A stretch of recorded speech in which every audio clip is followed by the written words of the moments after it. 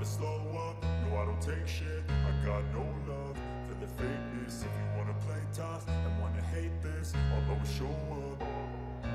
I don't ever slow up, no I don't take shit. I got no love for the fakeness. If you wanna play tough and wanna hate this, I'll always show up and make a statement. I don't ever slow up, no I don't take shit. I got no love for the fakeness. If you wanna play tough and wanna hate this, I'll always show up and make a statement. Everything. Mantan pebalap tersebut fokus pada detail yang mungkin menjadi penyebab mengapa pebalap Cervera tersebut belum memanfaatkan potensi yang dimiliki Ducati. Marc Marquez naik podium akhir pekan ini bersama saudaranya Alex Marquez, dan terus menambah poin untuk posisi ketiga klasifikasi umum. Namun, kemenangan belum datang kepadanya bersama Ducati dan ada beberapa masalah yang mungkin tidak memungkinkannya.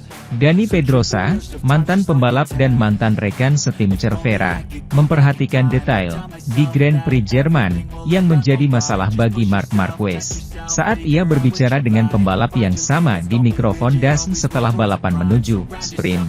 Masalah yang mungkin terjadi, Anda tidak dapat menghentikan sepeda seperti yang Anda inginkan.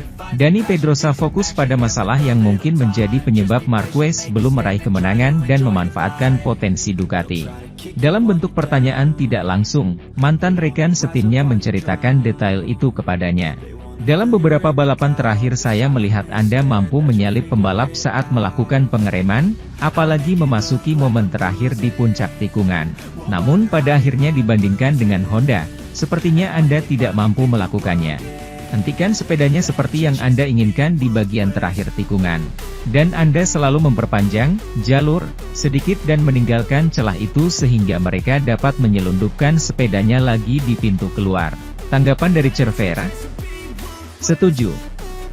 Yang dari Gresini setuju dengan mantan pilot, komentator das saat ini. Ya, itu salah satu poin yang juga berhubungan dengan lap tercepat.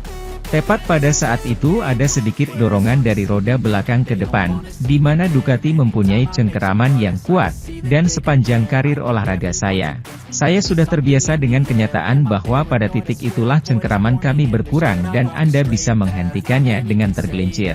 Namun, tindakan yang biasa ia lakukan bersama Honda kini tidak lagi menjadi kenyataan bagi Marquez, dan itu menjadi kesulitan tambahan. Saat Ducati mencoba membuat saya terjatuh dari posisi terdepan beberapa kali. Sementara itu, Trackhouse Racing berkontribusi banyak bagi Aprilia, karena tim satelit memungkinkan mereka mengumpulkan banyak informasi.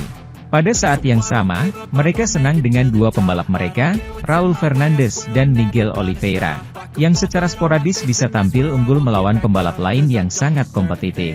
Davide Brivio mengomentari seperti apa situasi tim saat ini setelah kejuaraan MotoGP sedang libur musim panas penuh, sekaligus mengetahui bagaimana mereka menghadapi paruh kedua musim ini.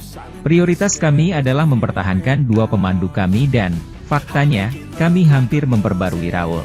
Dia senang bertahan dan kami senang dengannya, kata Brivio kepada salah satu dari dua pembalapnya, khususnya pembalap Spanyol, yang senang dengan mereka di Trackhouse.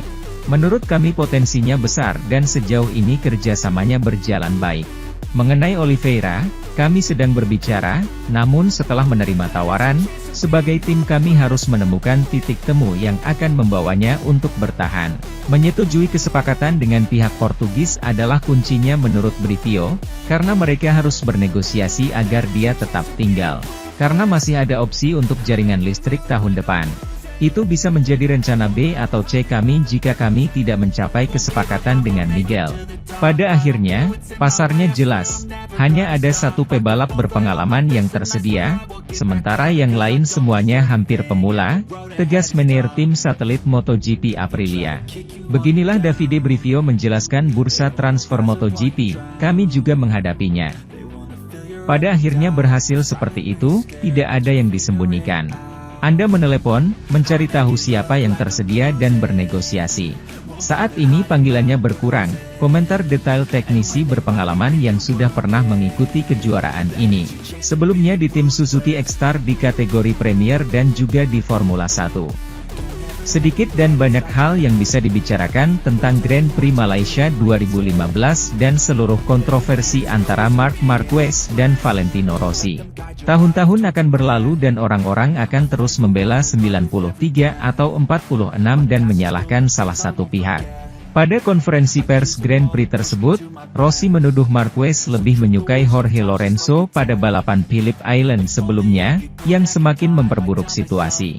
Seperti yang kita semua tahu, Lorenzo akhirnya memenangkan kejuaraan tersebut, dan 9 tahun kemudian, Casey Stoner menghidupkan kembali episode tersebut di podcast Ducati Diaries, menyatakan bahwa Valentino seharusnya tidak terlibat perang kata-kata dengan Marc.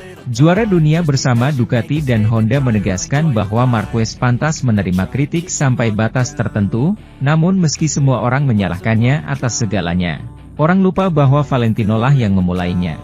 Marc adalah Marc, dia melakukan semua ini selama balapan. Mereka semua berteman, jadi Valentino memulai perang kata-kata dan Marc membalas dendam. Jika seseorang mengemudi dengan agresif dan Anda tahu mereka mampu melakukan apapun, jangan menganggap Anda berada di atas mereka untuk menakut-nakuti mereka. Anda tidak akan bisa menakuti orang seperti Marquez. Stoner percaya bahwa Valentino bisa memenangkan kejuaraan itu pada tahun 2015, tetapi dia memprovokasi pembalap terburuk di grid yang bisa melakukannya. Karena dia bisa mengalahkannya dan menjadi lebih cepat darinya, selain mengeluarkannya dari balapan. Itu adalah kesalahannya karena dia kehilangan kendali atas media, memulai perang dengan Marc dan kemudian terlalu terlibat dalam balapan di Malaysia. Saya tidak mengerti mengapa orang menciptakan persaingan dengan orang yang bisa dengan mudah menghilangkannya. Komentar ke-27 bahwa Rossi membuat semua orang terkendali. Jika mereka menulis sesuatu yang negatif tentang dia, mereka akan masuk daftar hitam dan media tidak mampu membelinya. Mereka tidak mampu lagi menerima surat kabar mereka yang tidak bisa lagi mewawancarai atau menjalin hubungan apapun dengan Rossi. Sementara itu, pembalap Ducati, Francesco Bagnaia, menjawab pertanyaan usai kemenangannya di Sachsenring. Bagnaia kembali menunjukkan level yang sangat tinggi untuk membawa pulang gelar pembalap peringkat pertama di Sachsenring, didampingi naik podium oleh Marquez bersaudara. Saya sangat senang karena saya belum pernah menang di Sachsenring dan yang terpenting, ini adalah balapan di mana saya tidak melakukan segalanya dengan sempurna dan Jorge juga lebih cepat dari saya, kata Bagnaia dilansir dari Motosan. Saya hanya mencoba memahami balapan dengan baik dan mengelola ban belakang dengan sangat baik. Saya tahu jika Alex Marquez ingin mendahului saya, dia bisa menimbulkan masalah bagi saya. Jadi, saya hanya mencoba mengaturnya dan ketika masih ada 15 lap atau lebih, saya mulai berusaha keras lagi. Saya sangat senang karena saya tahu ini akan sulit, ucap mengetahui bahwa Martin akan terjatuh dengan 2 lap tersisa. Saya pikir ini akan menjadi pertarungan yang bagus di lap terakhir. 10 lap terakhir sangat sulit karena Jorge membalap dengan kecepatan luar biasa. Dia tahu saya lebih cepat di tikungan 3.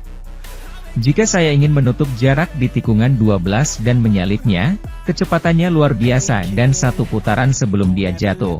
Saya agak melebar di tikungan 1 karena dia banyak bergerak di depan. Pada lap berikutnya dia terjatuh, namun dia benar-benar melakukan pekerjaannya dengan luar biasa. Saya mencoba segalanya untuk memperkecil jarak dan saya hampir mencapainya.